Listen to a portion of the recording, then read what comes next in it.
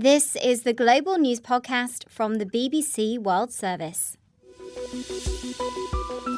I'm Charlotte Gallagher, and in the early hours of Saturday the 8th of August, these are our main stories. Colombia's new president has been sworn into office and promises to hunt down cartels like rats. Donald Trump is forced to hit pause on his plan to build a $400 million ballroom in the White House. The BBC tracks down the spy chief of Syria's former dictator, Bashar al-Assad. Also in this podcast, the 1,000 child migrants currently stuck in the Spanish territory of Ceuta. We start the podcast in Colombia, where Abelardo de la Espriella has been sworn in as the country's new president. Toma de juramento al señor vicepresidente de la República de Colombia, electo, Dr. José Manuel Restrepo Abondano. The ceremony was held in the southwestern city of Cali rather than the capital, Bogotá. In his speech, the right-wing president, who's a supporter and ally of Donald Trump, vowed to improve security and tackle drug traffickers and armed groups. From Cali, a city so closely linked to national life and the capital of a province that has suffered the scourge of terrorism, drug trafficking and the actions of violent groups, I send a firm message to the Colombian people. The time has come to restore order, authority and freedom. Some of the region's other right-wing leaders were there, including Argentina's Javier Milei. BBC Mundo's Colombia correspondent Jose Carlos Cueto Lopez told me more about the new president. He was pretty much unknown in the political sphere before launching his presidential candidacy in July 2025. He describes himself as a political outsider and a high-profile lawyer who built much of his public profile through the media and social media. He describes himself as an admirer of Donald Trump. They both share the preference for a tough approach to crime, free market economic policies, and conservative and often religious speech. In fact, Trump endorsed him during the campaign, and many analysts now expect a new chapter in the relationship between Colombia and the United States. And that relationship is important not only economically, but also in terms of security, because for decades, Colombia has been one of Washington's closest security partners in Latin America. Both de la Espriella and Trump share, as I was saying, preference for using the military to tackle organized crime and drug trafficking, an approach that has also attracted criticism from human rights groups. So yeah, I would say that he's a figure who attracts strong support, but also strong opposition. And you mentioned there this relationship with Donald Trump. I wondered if anything had been said then about Colombians that were killed by the US military, for allegedly being drug traffickers off the coast of Colombia. Has that come up in the campaign at all?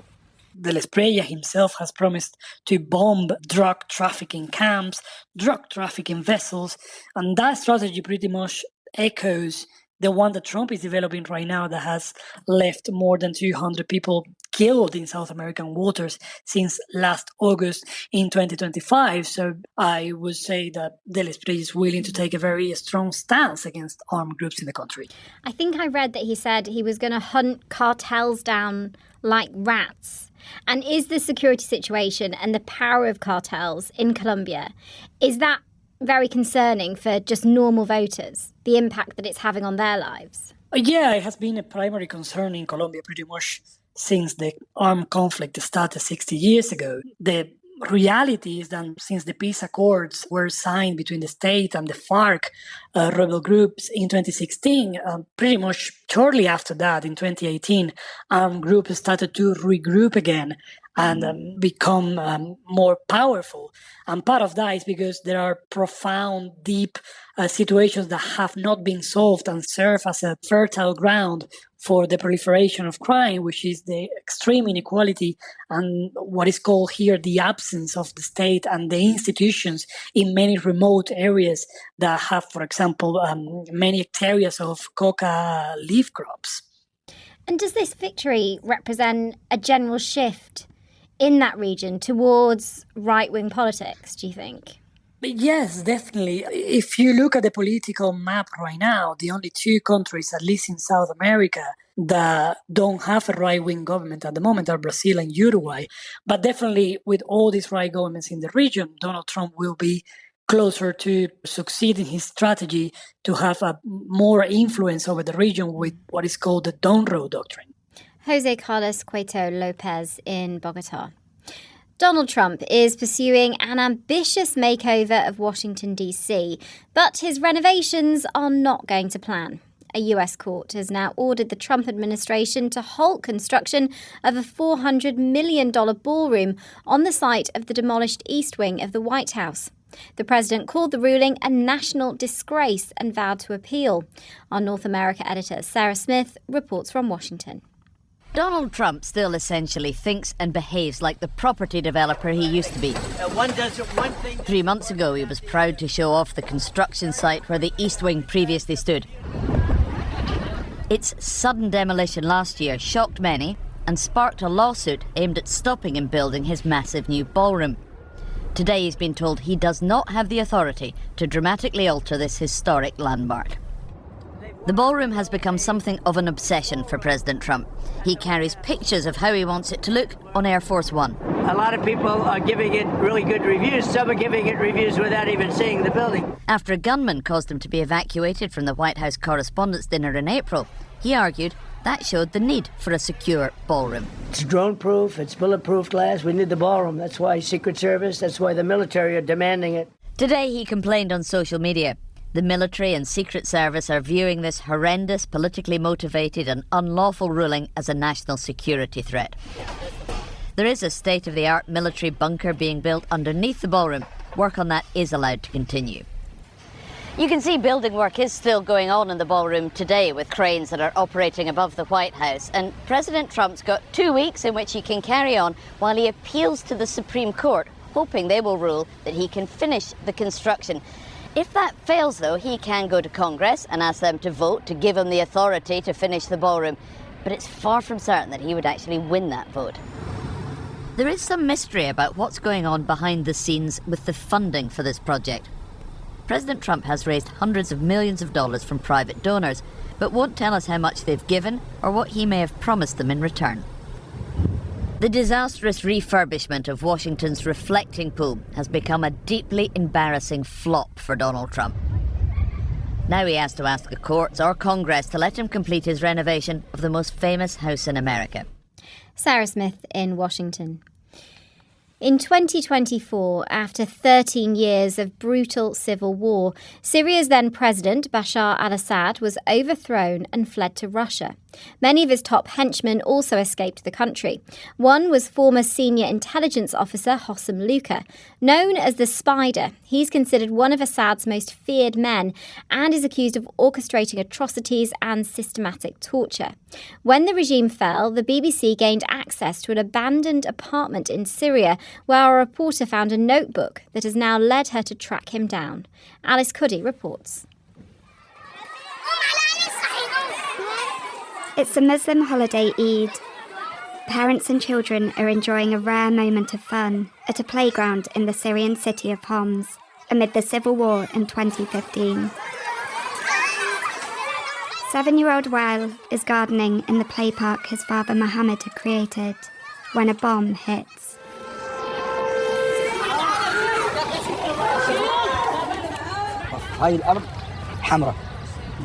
This ground here, it was painted red with blood. There were body parts everywhere. The tragedy that killed as many as 17 children is known as the Eid massacre. In the aftermath, one man's name was on everyone's lips. Hossam Luka, who was nicknamed the Spider, was a feared senior Syrian official under the Assad dictatorship. And he would go on to hold one of the most powerful roles in the country, as head of one of its feared intelligence agencies. Rebels celebrate the end of the regime of Syria's Bashar al-Assad. In December 2024, Assad's brutal dictatorship collapsed. For the first time in years, journalists could enter a country long closed off from the world. I was there in Damascus, and in an abandoned apartment, I stumbled across a forgotten address book, cast aside next to a smiling photo of the spider, warmly shaking the hand of Assad. It was the start of a more than year-long hunt for Hussam Luka. Inside were the numbers of doctors, shopkeepers and friends in the regime. I wanted to know more about what Luka was accused of. My hunt for Hussam Luka has taken me to a hotel in central Homs, where I'm told he used to meet with his associates.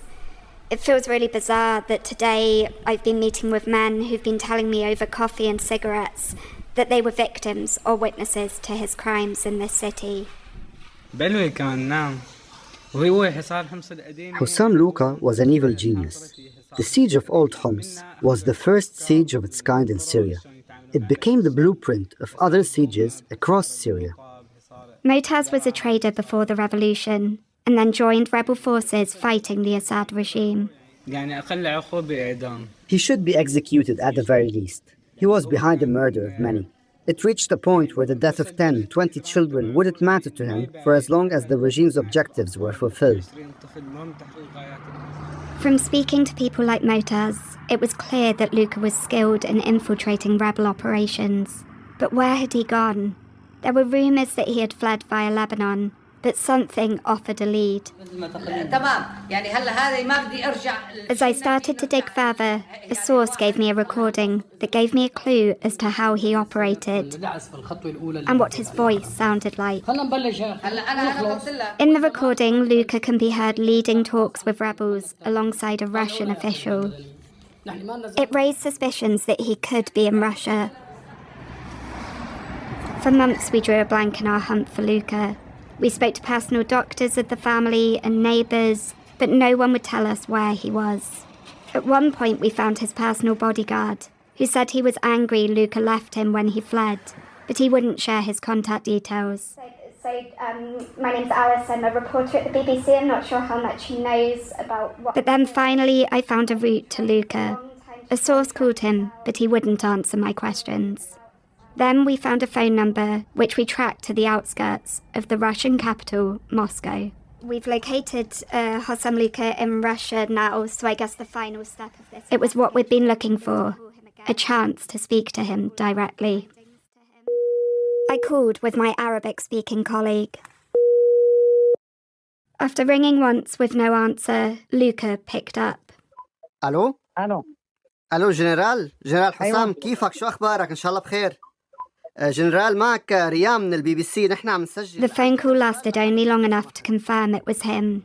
But when we said we were the BBC, he hung up. I sent him questions on WhatsApp about his alleged crimes, but he never responded. Like other Assad officials, by hiding in Russia, Luka has so far evaded justice. We reached out to the Russian government about Hussam Luka's location, but they didn't respond. Alice Cuddy reporting. Still to come in this podcast. The good deed in Copenhagen is to come out, help us clean up the waters, and the reward is to get a boat ride in return. One country's new strategy to make tourism more sustainable.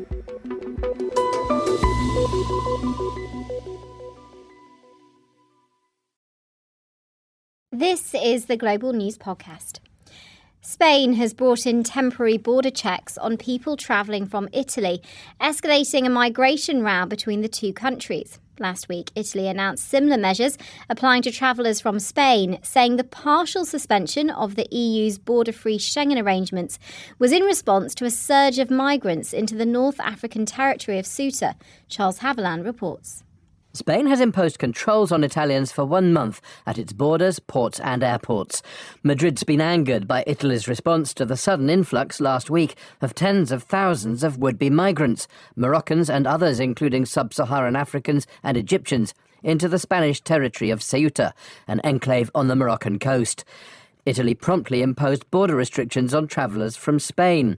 Spain's foreign minister called this a torpedo fired at the hull of European unity. Critics say the Italian Prime Minister, Giorgia Meloni, has overreacted, given that Ceuta isn't part of the Schengen open borders system shared by 29 European nations.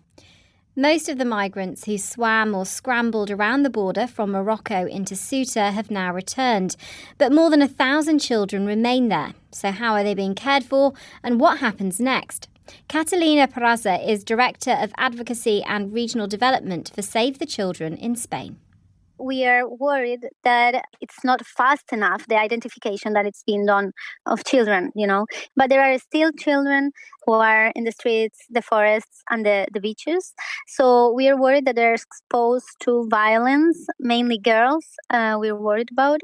And we think that we need to prioritize the child protection response. And what will your priority be when you get to the city? We think there are about 1,000 children, is that right, who are they on their own? They've been separated from their families, or did they cross individually as children? Do you know how they ended up there? Well, we have both cases. I mean, the government said 1,200 children so far who are unaccompanied, like they crossed on their own. They are within the child protection centers. And then there are children who are also with their families. We don't know the number of those ones. And then there are also still children alone in the streets, and that's the number we don't know because there are no estimations yet, but it could be 1,000 more. The Spanish government says they'll transfer many of these children, maybe all of them, to the mainland. Would you be involved in that? What we are offering, because we have these Children on the Move programs, and we are specialized in forming teams who have cultural mediators, someone who speaks the language, which is very important in order to connect with these children, and then child protection officers. And what they do, they work with the children in order to kind of like carry out an interview so they can identify their needs and register all the information. And with this, we submit like a report that the authorities can use to carry out the procedure faster, to be more agile, but to decide what's the best solution. Yes, because No, presumably there are parents in Morocco waiting to hear from missing children. Indeed, yeah, definitely. That's why when you carry out the interview and get to know what the child situation is, one of the first operations or procedures that you have to carry out as a child protection system is to contact the family if it is in the best interest of the child, and see together with the country of origin if it is possible to carry out reunification. But at the moment, there are vulnerable children there who quickly need your help. Well, yeah, all the help they can get, and that's what we are offering, yes. That was Catalina Peraza speaking to my colleague Ben Wright. Hunter Biden, the son of the former US President Joe Biden, has opened up about his father's politics and his presidential pardon. Joe Biden pulled out of running for a second term after scrutiny about his cognitive abilities and age. The BBC's Paddy O'Connell asked Hunter why the family didn't stop him before the campaign. Joe Biden made all the decisions. There was no taking the keys away from a president that had done more for the American people in a 4-year period of time than any single one of his predecessors had since FDR. Watching the 2024 presidential debate, where were you, Hunter, when your father failed to complete a sentence on primetime television during a presidential election campaign? Where were you watching that? The total initiative relative to what we're going to do with more Border Patrol and more asylum officers. President Trump? I really don't know what he said at the end of that sentence. I don't think he knows what he said either. Look. I wasn't alone. I was at my house here in California, and like everybody else, I was shocked. I could tell as soon as my father came out that something was wrong. I've never seen him with the 100-yard stare that he had. And, everybody has their questions, but the reason that we know about that is not because Joe Biden wasn't on TV or in public 1.5 million times before and after. The reason that was so shocking is because it had never happened before and it hasn't happened since. So here's another of his own decisions, which is attracting controversy as well, which is a pardon for his son, for you, Hunter. It looks like a favour to the family. which is another word for critics for a corruption, which you've criticised the Trump administration for. Do you think that he went too far as a dad in issuing a pardon to you? Well, here's what all I know is that I am the most privileged person as it relates to that there could possibly be. I was one of one. And I am eternally grateful for it because I think that Donald Trump has proven to be exactly who my dad thought he was going to be as it relates to the revenge and retribution that he would seek on his political enemies. And that's the decision that my dad made. Was it good for our Constitution? Was it good for the American people? Was it good for my dad's legacy? No, on all counts. I asked you if I could end by talking about your father's health. He has prostate and bone cancer and will forever live with cancer. How has the family taken this diagnosis? It's really tough, Patty. That's the real answer. The only thing that I say about my dad, about his health right now, is I wish he would complain more because it's not good. The cancer has spread, is metastasized into his bones and further. It's very painful. It's very debilitating in many respects, but he's still out there. He's still doing this thing that he so believes in this country. And as long as he's alive, I promise you he's going to continue to fight. Hunter Biden speaking to the BBC.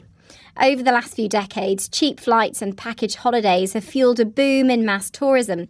In fact, the World Bank estimates around 1 in 10 jobs around the globe are now supported by travel and tourism.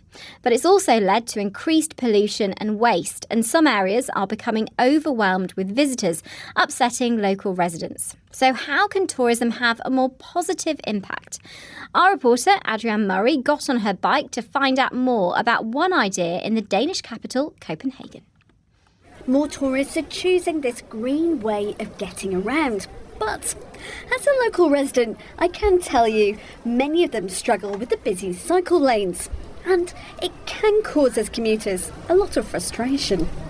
To help, the city is holding cycling safety workshops and offering a free bike rental session for visitors who take part. Don't forget to look over your shoulder. Oh, okay, got it. So otherwise you're blindly going into a corner. Right? Yeah, there might be somebody coming. Yeah, okay, thank you. The sessions are part of a city-wide scheme called Copenpay, which essentially rewards tourists for good behaviour. Visitors can earn perks like a free drink or a museum tour by doing some volunteering or travelling around by bike or public transport.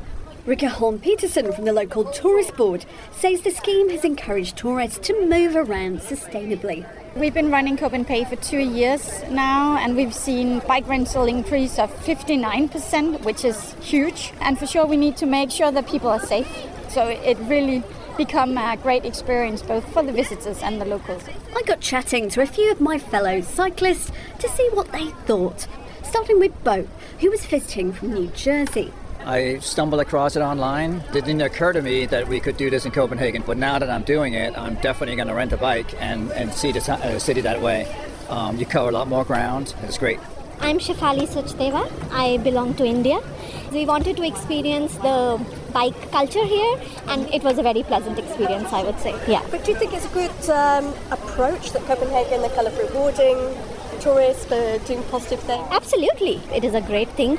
I mean, rather than restricting places for tourists, which, some of the cities do. The Copenpay scheme started in 2024 with 24 local partners. It's now expanded to more than 100 partners, and they range from cafes and restaurants to museums and even a ski slope. Another partner that's been involved since the beginning is GoBoat, a Danish company that rents out battery-powered boats on Copenhagen's canals. I met up with GoBoat co-founder Kasper Eik Rummer to try out their activity. The good deed in Copenhagen is to come out, help us clean up the waters, and the reward is to get a boat ride in return. The company uses the scheme to fill quieter morning slots and says it's become a valuable marketing tool. So far it's been sold out the 2 other years, so we've had 1,200, I think, guests out helping cleaning up the waterways. So that's remarkable and nice. So should we get ready with these nets? And we've got a bag here for collecting the rubbish in. Let's do our best. That's another one. Yeah, got it. Rika from Copenhagen's tourist board says all the activities are shaped to help tourists think a bit more about their impact. I mean, the reason why we did it was creating awareness about the choices we make when we travel or when we are at a destination. So when we've been interviewing our visitors and asking them about Copenhagen, 3 out of 4 say they will change behavior when they go back home or when they are back home. We've had 30,000 participants doing Copenhagen during the past 2 years. And of course, we hope a lot more participants or people will join. The one thing we've been hearing over and over again is like every city should have this. Rika says that since Copenhagen was launched 2 years ago, 100 other tourist destinations have been in touch to find out how it works. Last month, Germany's capital ran a pilot called Berlin Pay. We cannot save the world here in Copenhagen, but imagine if we next year see 40 cities having implemented this. Then we sort of started a global movement. That was Adrienne Murray reporting from Copenhagen. And that's all from us for now. If you want to get in touch, you can email us at globalpodcast@bbc.co.uk. You can also find us on X at BBC World Service. Use the hashtag GlobalNewsPod. Don't forget our sister podcast, The Global Story. This edition of The Global News Podcast was mixed by Rebecca Miller, and the producers were Alfie Habershon and Charles Sanctuary. The editor is Karen Martin, and I'm Charlotte Gallagher. Until next time, goodbye.